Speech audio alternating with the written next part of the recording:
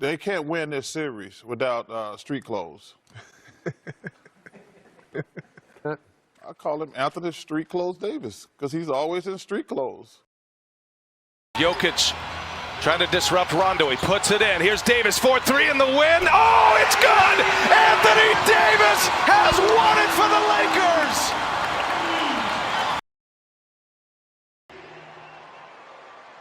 Davis a little shaken up after the plays. He got hit. Grabs that defense a must. And right Achilles area. Davis, that's where he missed a couple of games. I'm not sure he's going to be able to continue. It's a three, got it to Anthony Davis, and now it's the left groin, and down he goes. In the last 5.5 minutes. Anthony Davis is writhing in pain. You saw it in the first time he ran on the floor. He Right leg. That was a bad landing. Russell Westbrook has been the scapegoat and the topic of discussion for the Lakers for the last year. The missed layups, the delusional responses, and most notably, the contract. Second on this list of Lakers being heavily discussed would obviously be LeBron. People have speculated about his departure, with him being on that last year on that contract and, per usual, not being in any rush to extend. But out of all these stars in this quote-unquote big three, the one most responsible for the current state of the Lakers, in my opinion, sometimes flies way under the radar: Anthony Davis. Anthony Davis is one of the most disappointing players in the NBA, and I believe we can all agree. Skill set, there. Athleticism and freakish ability, most definitely there. Defensive unicorn, we can all agree is there when he's healthy. But that's always been the caveat with this man: when he's healthy, which he hasn't been quite enough. Right now, it's easy to blame the low-hanging fruit, Russell Westbrook. But the reason I feel like Anthony Davis is actually the one to blame for the Lakers' current disgusting situation is because of why Russell is even there in the first place. Russ was obviously always supposed to be this insurance policy for the Lakers, meaning when LeBron gets hurt at 37 years old, which he does, or he gets nicked, you can have somebody that can still bring that star presence and LeBron doesn't have to rush back. But that should have always been the responsibility of a 28-year-old Anthony Davis who should be in his prime. LeBron has been pretty prone to random injuries during his span with the Lakers, and that's to be expected towards the tail end of your career with like 1 billion miles on your body. But every time this man got injured in LA, he was literally in the process of doing something that he had no business doing at that age: carrying an incompetent roster past their talents. His first year in LA, when he hurt his groin, what exactly was the situation that he was in? And yes, he chose this, but I'm just making my point. Playing in LA with a bunch of kids, averaging 27 points a night, 34 minutes a night at 34 years old, off the crazy incredible run that he just had in Cleveland. The injury isn't really that surprising if you really look at it. His second season with the Lakers, with Anthony Davis joining, is where Anthony looked like he was doing what was to be expected. LeBron took more of a backseat with the age discrepancy between the two, screaming that he does, and Anthony Davis inserted himself as like a legitimate 1A to LeBron, leading the team in scoring for the first time in Bron's career. He wasn't the team leading scorer, defending his ass off, being only second to Giannis in the DPOY voting. Initially, he did exactly what was expected. Anthony Davis's first year in LA, LeBron had 46 games where he scored under 30 points, meaning he only scored 30 points or more 21 times out of the 67 games. That's a good thing. Also that season, LeBron only had one 40-point game, and that was against Zion when he was clearly trying to make a point. 39 10-assist games, a career-high 10 assists per game, and a career-low 34 minutes a game at the time. Fast forward 2 years later, where I'm sure we all enjoyed it and he's much closer to catching Kareem because of it, but he just had 35 30-point games, near a career-low 6 assists per game, and 37 minutes a night at 37 years old. That's because of Anthony Davis. Even though LeBron is going to be the all-time leading scorer, LeBron doesn't win championships laboring through the regular season, scoring a bunch of points. Like, he's literally never ever won like that, ever. In 2012, when he won his first championship, even in his athletic peak, LeBron only had 2 40-point games. His second championship, he only had 1 40-point game. In 2016, in the regular season, believe it or not, he didn't have a 40-point game. And again, in 2020, like I said, he only had 1 40-point game against Zion. That's never been his recipe to actually winning championships. So when you watch LeBron score 56 points this year, 50 points, all these crazy scoring outages, obviously you enjoy it in a moment, but underneath the surface, it's kind of sad when you realize the reason he's doing it is because the guy that's a decade younger than him is never available. Even though this man says some crazy ass things, I want you guys to hear Gilbert Arenas talk about how LeBron is most special, decoying himself, getting others involved first, and pretty much eating and getting the scraps off of that second.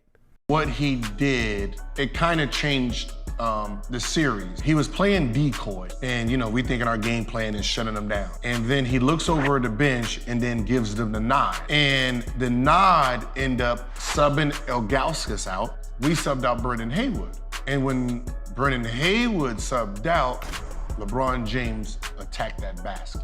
Knowing that he needed these players throughout this game, he let them eat during moments of the game while he took a backseat. To me, last year, at that age, LeBron really couldn't follow that formula because of the lack of talent they had on their team, because of that Russell Westbrook trade, which happened because of the Anthony Davis injury trend. And this man got injured again this year. Anthony Davis, for me, hasn't proven that he can endure the grind of a regular season, a real regular season plus the playoffs, and actually come out healthy and on top. Under certain extremely special circumstances he has, but under normal conditions, I think even Lakers fans know secretly he really hasn't. Even his championship year, which obviously it was bubble-licious, they did play in a pandemic season or whatever, but he played great and they won, so I'm gonna give him his flowers for that. But let's actually take a deep dive into how this man miraculously survived. His first year with the Lakers, Anthony Davis was coming off a season with New Orleans where he barely played. Clearly wanting to get traded to the Lakers, wearing symbolic t-shirts, sitting games, not even dressing for games, he essentially took the second half of the NBA season off, and he had an extremely early off season. In the Pelicans' last 35 games that year, AD played a lackadaisical ass 15 games, 22 minutes a night, a subpar 16 points a game, and it's safe to say he quit his way out to get where he wanted to be. I'm not even mad at him for that. That's just the trend of the NBA, and I'm gonna let the CBA handle that. My point is, that year AD essentially had a 7-month off season. Bro, that's not normal when you're LeBron's teammate. With LeBron, you have to expect long, extended postseason runs, which can mean an extra 16 to 20 games, and inevitably a shorter offseason, which means a quick turnaround. I don't think Anthony Davis's body has ever been prepared for that. That championship run in 2020, let's be honest, bro, they had nearly a 4-month pause, which is extremely abnormal, and this man still came back and almost got hurt and cost them a finals in the finals. He did win that NBA championship again, and he did play great. But it's like after he came back, and I do understand it was an extremely short turnaround, but he came back and he just wasn't the same, like at all. AD went from averaging an aggressive 27 points and 9 boards in the playoffs to having almost like a passive 22-8 in the first 23 games. As I said in the beginning of the video, that first year, AD took on more of the scoring load from LeBron. He rebounded obviously better than LeBron. He defended just as well as anybody in the league. But in that second year, LeBron was scoring more than Anthony Davis. Obviously, he facilitated better than Anthony Davis. He was rebounding damn near just as well. And AD defensively, he wasn't the same monster that we knew him to be. AD came back and had the lowest points per game since his second year, the lowest rebounds per game of his career. He's always been known as a defensive unicorn. He got drafted off of that with a 7'5" wingspan. At Kentucky, he had more blocks than most Division I programs. And he came back and had his lowest blocks of his career. It was like the motor he once had, it was just gone, and he played and relied strictly off his talent. Even his efficiency, it completely plummeted all across the board, but definitely those free throws. Why I call Anthony Davis the most frustrating player in the NBA is because you know the glaring talent is clearly there. When he wants it, it's there. Remember that game against Phoenix when the Lakers were fighting for their play-in lives, and this man just ate DeAndre Ayton to pieces. 42 points, 12 rebounds, 3 blocks. With all that talent that he has, that was Anthony Davis's 140-point game in the last 2 seasons. in AD's prime, and I can't even believe I'm saying that's his prime because to me, this should be his prime. But from 2014 to 2018, AD was 4th with the most 40-point games in that 4-year span behind the 3 highest scorers of that span. What camera I'm looking at? This one? If I'm talking to AD right now, bro, get lost. Go to Hawaii somewhere. Straight up and down. When you come into camp better in shape than anybody and everybody. That's what you should be focused on. You should go for the MVP for the 2022-23 season. This last season was a complete disaster for the Lakers, and to be honest, only one man took the blame. But the real problem in LA before Russ even got there and why Russ even got there was always Anthony Davis. I love Reddit, and according to their studies, they actually have Anthony Davis's career spot on. The average NBA star's peak is around 27 years old, and they typically have their most productive year 5 years into the league. Anthony Davis won his first championship and might have peaked at 27 years old, and he had his most productive year statistically 5 years into the league. They kind of describe AD to the T. Between Anthony Davis not being in the best shape at times, always having these freakish, untimely injuries, and just seeming like he doesn't know how to land, he's been a big reason as to why the Lakers had 2 disastrous seasons these last 2 years, and I don't think people talk about that enough. I haven't shot a basketball since April, maybe April 5th. Like where you actually shot a basketball? Probably like April 5th. AD, to me, and I'm sure to Lakers fans as well, he still has something left to prove. I don't care what he says. And I'll wrap it up with this. Yes, Russ is the biggest scapegoat and the media attention as to why everything went wrong with the Lakers and all that.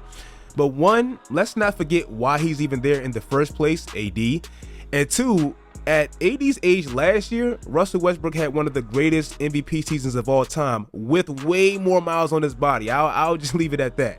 If you guys like this video, like this video. And if you made it this far, don't leave. Go to the comment section and predict AD's games played and his stat line, points, rebounds, and blocks. I want to hear what you guys think about Anthony Davis and kind of predicting his future as to next year. Like I said, like this video if you like this video. Follow my social media sites. Do all that great stuff, guys. And until next time, as always, stay tuned.